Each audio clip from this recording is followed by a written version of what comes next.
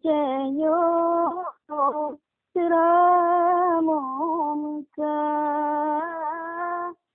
nandroku napa usaka saya nandro ube o hose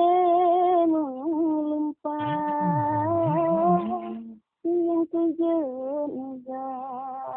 jika ulua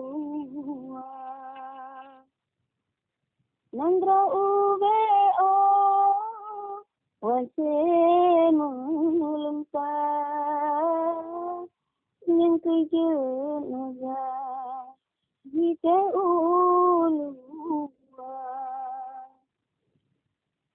Arong pulau pinang di Buddha gelombang sejak Arong pertama yang di Buddha gelombang laut Ini laut pasti dodai di cawe ingkut Nyukun tak kawe yang irah mata Pakelon malam deot sekejap-kejap Sakulong tumakut teruk angin raya Nandro cenyo siramomuka nandroku neba pusaka saya nandro ube o wase mulumpa yang tujuh